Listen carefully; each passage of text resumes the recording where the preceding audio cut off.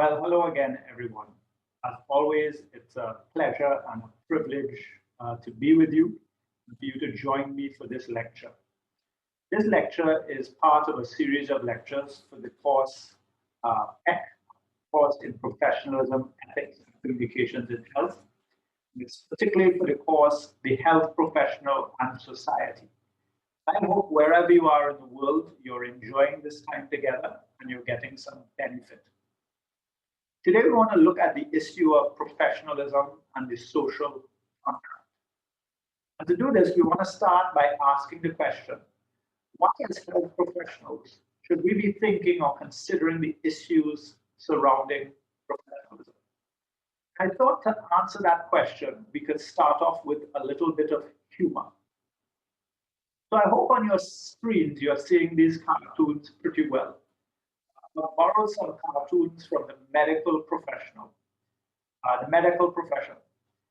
Let's start with the one of the two gentlemen sitting on the bench. I believe that should be on the right of your screen or the left. I'm not sure about how the mirroring is working. One guy is talking to a colleague of his, a friend of his. He says, my doctor told me to avoid unnecessary stress, so I didn't open his bill.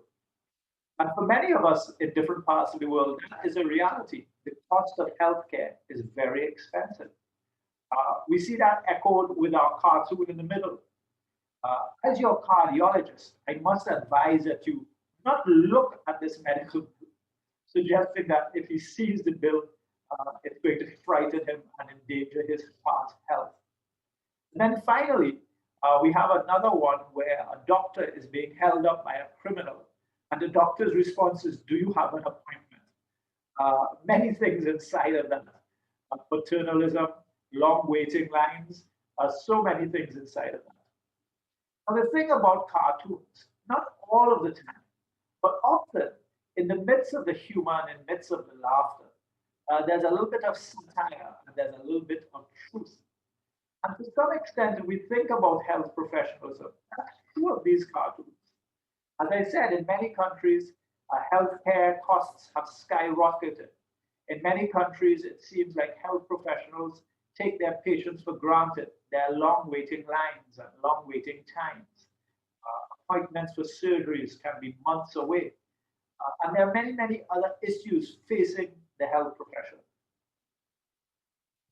A recent article was written coming out of India, and this is what it states. It says in India, over the last decade, a series of stewardship failures in the health system, particularly in the medical profession, have led to a massive erosion of trust in these institutions. In many low and middle income countries, the situation is similar and has reached crisis proportions. This crisis requires urgent attention. Now, this was published a couple of years ago in 2017. It's talking about a failing system in India, one of the world's largest countries by population. And it's expanding to include other low and middle income countries. And it says a crisis has arrived. Now, for India, this is not new. At the beginning of the 2010s, program was started by Satyadev Jayate. It was like a look into challenges facing the country. And it caused a lot of controversy. And one of his first programs looked at the health professions. It was called Every Life Mattered. And it looked at many of these issues. This came out in 2011. And like I said, it provoked a strong response across the country. But usually when these things are happening, it means that there is some fire responsible for the smoke. If we look at another health profession, dentistry, this is an article again published a couple of years ago. A group of dentists got together to put this out. They said dentistry is drifting, it seems, away from its task of prevention, control of the progression of disease, of maintaining health. The mouth has become disassociated from the body. It's interesting.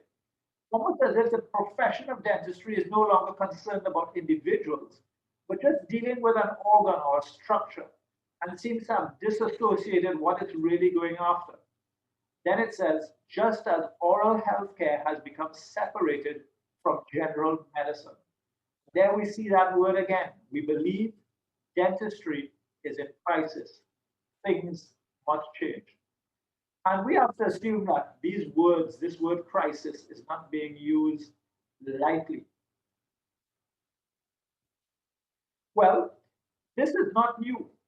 15 years ago in the United Kingdom, a working group was put together and they brought this report. And it was entitled Doctors in Society, Medical Professionalism in a Changing World. And listen to what they said. They said the medical profession in the UK and indeed worldwide is suffering from a crisis in confidence. That was published 15 years ago, and it has promoted and sparked many changes within the UK system. And as you've seen from India and from dentists, many changes are taking place worldwide.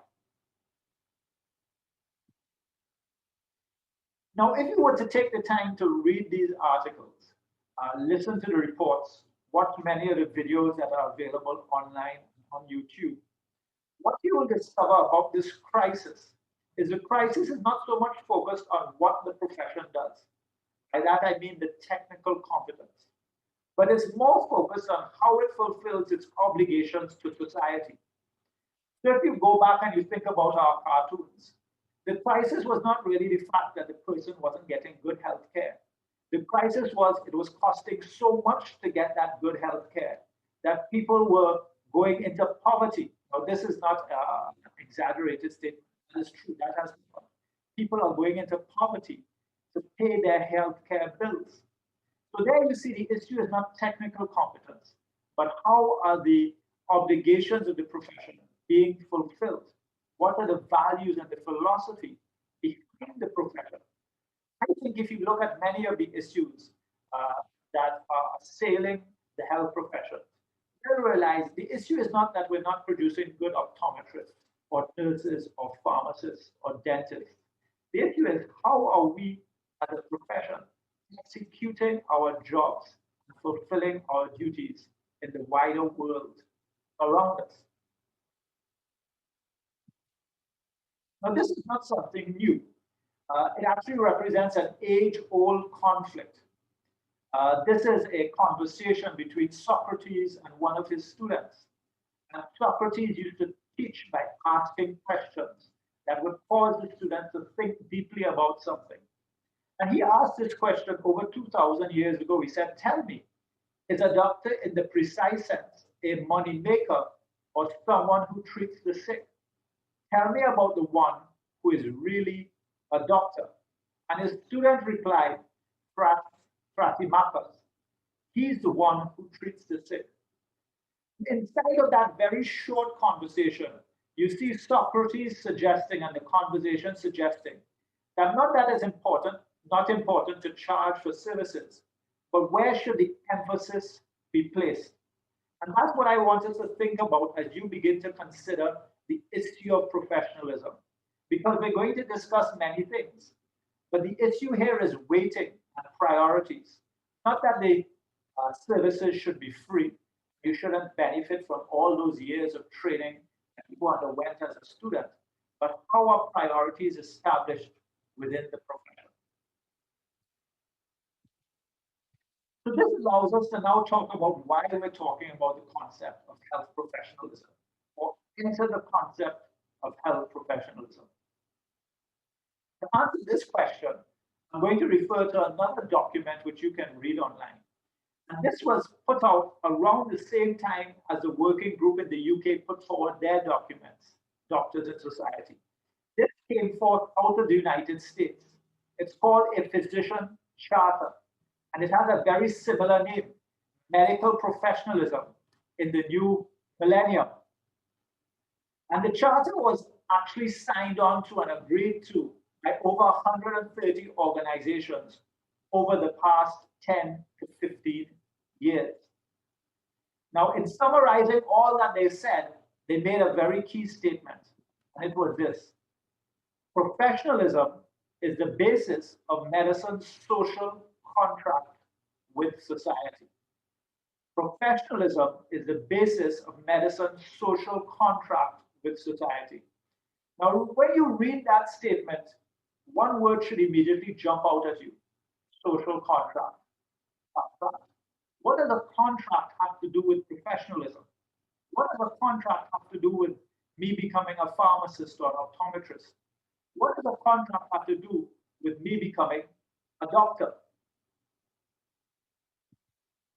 Well, the Oxford Dictionary of Philosophy says a social contract is a basis for legitimating legal and political power in the idea of a contract. Contracts are things that create obligations. Hence, if we can view society as organized, a contract has been formed between the citizens and the sovereign power. And that will emphasize or define or describe the nature of the obligations within each other. So that's kind of could be considered a kind of difficult definition. But basically what it's saying is, listen, in order for society to function and in order for society to have order, there must be certain rules in place. And everybody must understand their role and everybody must understand their function.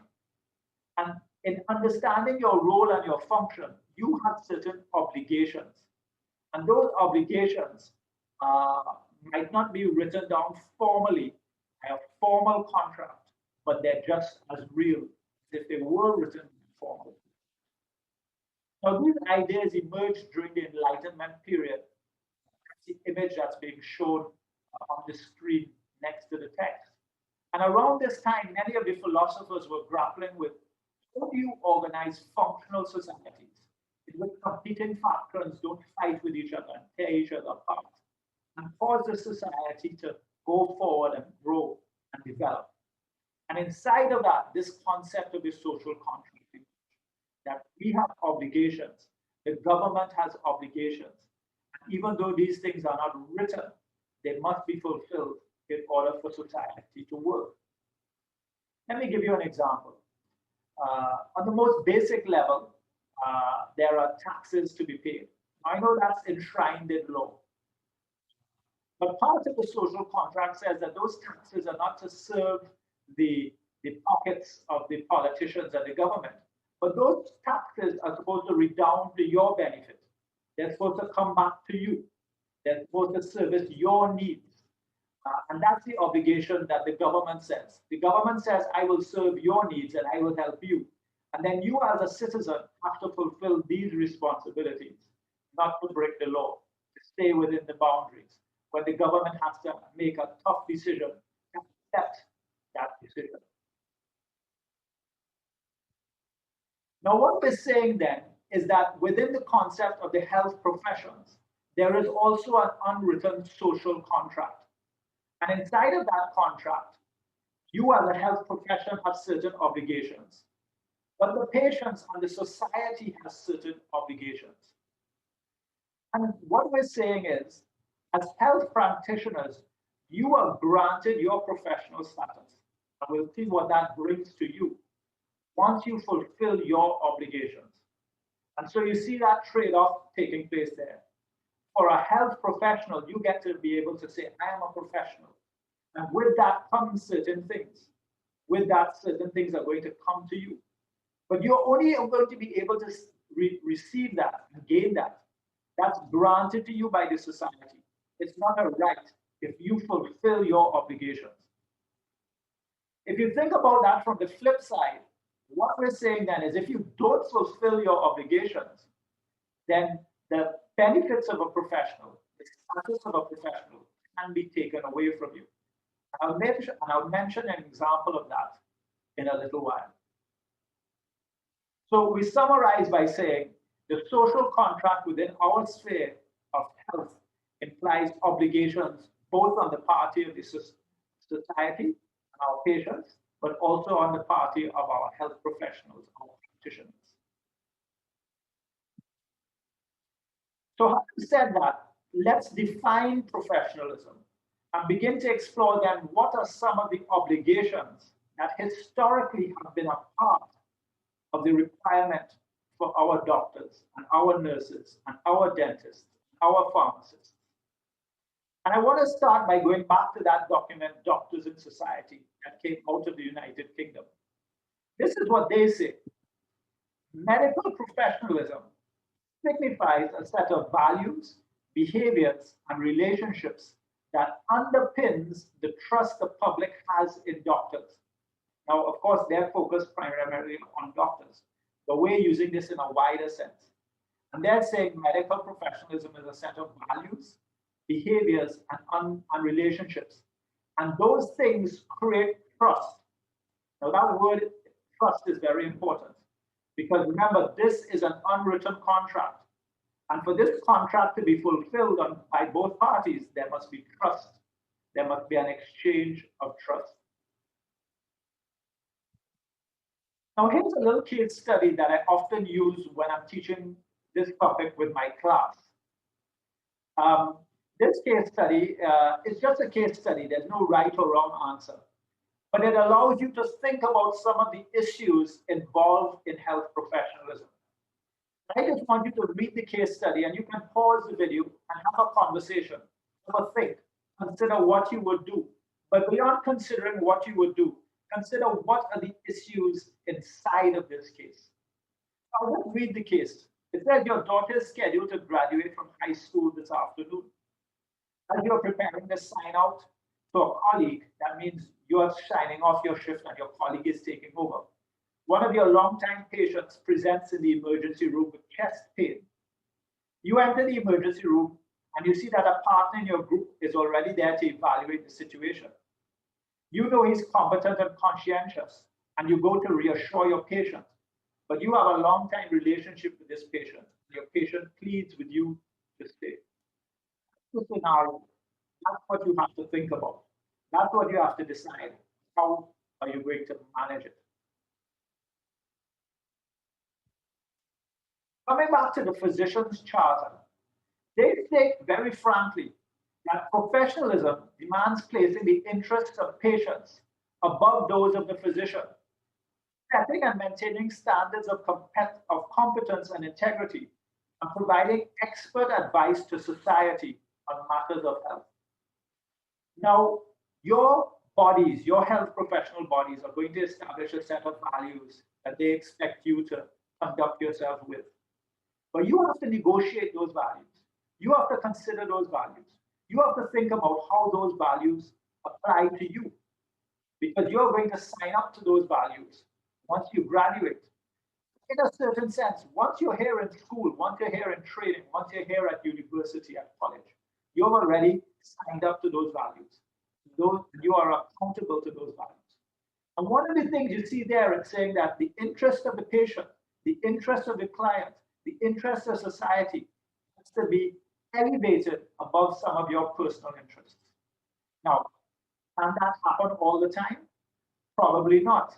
But remember, we said professionalism is the basis of the social contract. Professionalism establishes trust. If this isn't happening, if this whole concept of service, because that's what's being described in this definition, if this concept of service is not being established within our professions, well, maybe people will lose trust in us as health professionals. That's just something I want you to think about. I want you to think about what values are important to you when you define professionalism. One of the fathers of modern medicine, a guy called William Osler, these are some of the things he thought about. He wrote, in a well-arranged community, a citizen should feel that he can at any time command the services of a man or woman who has received a fair training in the science and art of medicine, into whose hands he may commit with safety the lives of those near and dear to him. There you see that issue of trust again. And he's saying in a community that's functioning well, there must be a population of health professionals who you can trust. You can say, listen, I'm going to commit my wife, my father, my child into his hands and allow him to make decisions that I cannot make because I don't have enough training. He felt everyone was entitled to good health care. As we seek to define professionalism, like I said, these things are defined globally by our bodies, our health professional bodies, but you must define it for yourself personally. Let's look at a little video here that was put out by the General Medical Council as they continue to explore what is professionalism. And they asked a series of doctors, how would you describe professionalism in speaking to medical students?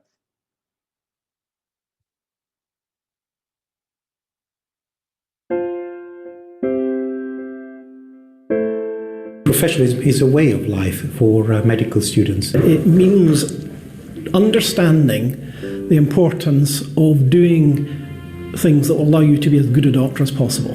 Professionalism is all about caring. You've got to have the values, the behaviours that go along with the trust that's going to be imposed upon you as a doctor.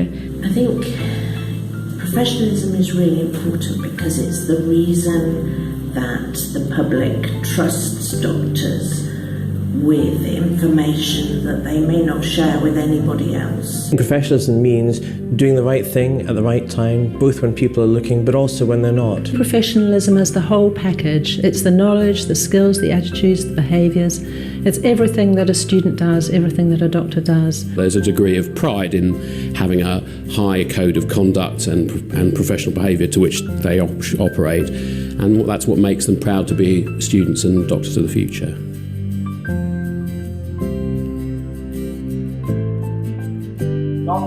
Being honest, making sure that you always have patient safety and the viewpoint of the patient and their fullest interests at heart. And recognising diversity, and sometimes that means speaking up when and being courageous, and perhaps taking a different view. But above all, it means placing patients at the centre of what one does. The way they demonstrate empathy and compassion, the way they deal with patients' relatives and friends. Your role as a medical student might be different to your role as a normal student, say for example your use of social media or the way you interact with people, because you have a bit like Spider-Man, with great power comes great responsibility. We live in an increasing age where contact on social media, for example, can get students into difficulties through professionalism where, especially early on, they may not be aware of those problems. Professionalism requires you to not just think about what's happening at the moment, but to think ahead to what you might need in the future. It's clearly important that doctors are aware of their professional responsibilities, and that their time at medical school is the ideal opportunity to finesse and develop those professional attitudes. All of these aspects are aspects of professionalism that would make the medical student, the future doctor, a good one. Interesting. And as I said, lofty goals and ideals. One of the things I just want to point out there that was said is that health professional students, you might have to see yourself a little differently from other students. That's something for you to think about. Is that true? Should that be the case? It was spoken of the fact that you have great responsibility. You have great power. How do you handle those two things? You have great power. And should great responsibility come with that? And you have to begin thinking about those things as you define what professionalism means for you. But of course, there's another side. I'm sure some of you looked at that case study and you said, well, you know, that patient, even though he's a long-time patient, he's in good and competent hands.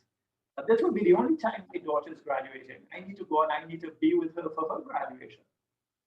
So these issues are not that simple. And here's a little video that was put together from medical students looking at the issue of work-life balance. I just want us to look at this just to start recognizing that these are difficult questions and we do have to contend with them. And it's better we contend with them now than they suddenly arrive at our doorsteps after we graduate.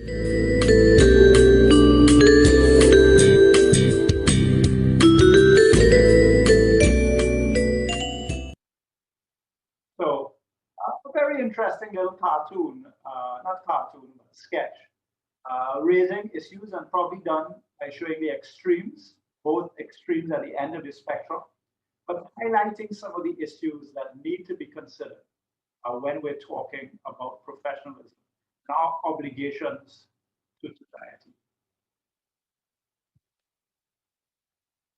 Coming back to then this application of the social contract, two persons who have written greatly on this are Richard and Sylvia Crues.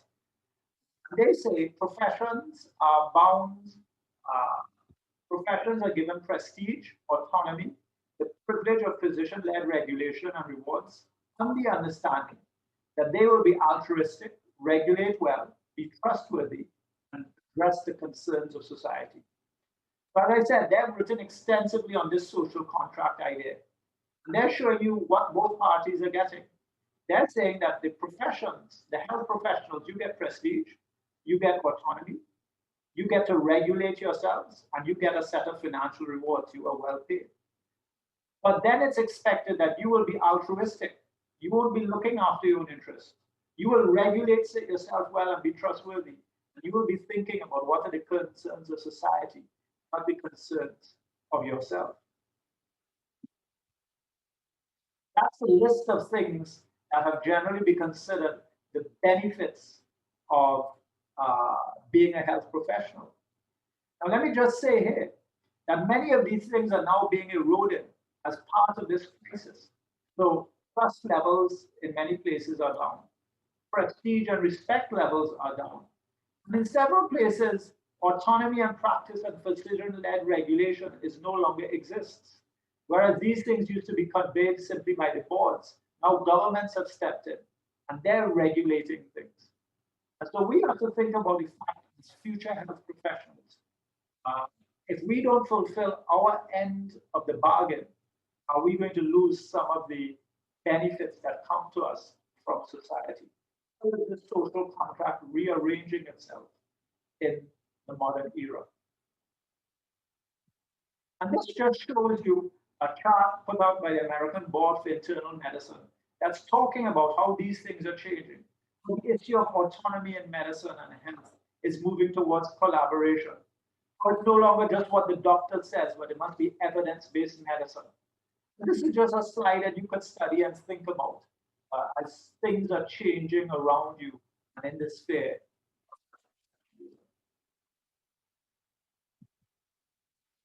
Let me conclude by talking a little bit about oaths. Now remember, a social contract is an unwritten contract. It's not a legal document, but it's very symbolic and very powerful, and it's often established by the swearing of an oath. And in the health professions, we have adopted this process, where when you graduate, you probably will have to swear an oath. And in swearing an oath and making that statement publicly, what you're saying is you're saying, I'm going to conform by the standards of my profession. I'm going to conform to the social contract. And I'm saying that if I don't conform, I'm willing to be expelled. And in conforming, as you can see there, what you're saying is you're going to give up some of your rights and some of your freedoms to become a caretaker for the health of the society. And I want you to think about that. And I want you to consider then what will that oath mean to you when you have to say your oath one day. This is not something new, but this has been part of the history of the health professions. One of the first oaths was a Hippocratic Oath. I'd like you to just go and read the original Hippocratic Oath and think about not just the words that were written, but what's the underlying philosophy of that oath? What's the value system of the person who wrote that? Think about that. And then think about how that oath isn't just a list of values, but how that oath must then be translated into behaviors. How those values must then become behaviors. How does a value like honesty and integrity then change how you talk to your patients, how you talk to those around you, how you tell the truth when there's a midst of a global pandemic that's assaulting our society. Well, that brings us to the end of our, I don't really want to call it a lecture. This felt more like a discussion, an opportunity for you to self-reflect and for you to think. Because at the end of the day, even though there are standards and values established for your profession by the bodies in your country, these things are very, very personal. You are going to be put within boundaries that are established. But ultimately, we know that they just established the guide rails. The spirit of those boundaries, the spirit of what is written, It's going to be carried by how you interact and you interface with these things. I hope this discussion, this lecture, has given you the opportunity to think about some of these things. So until next time we meet, take care and keep well.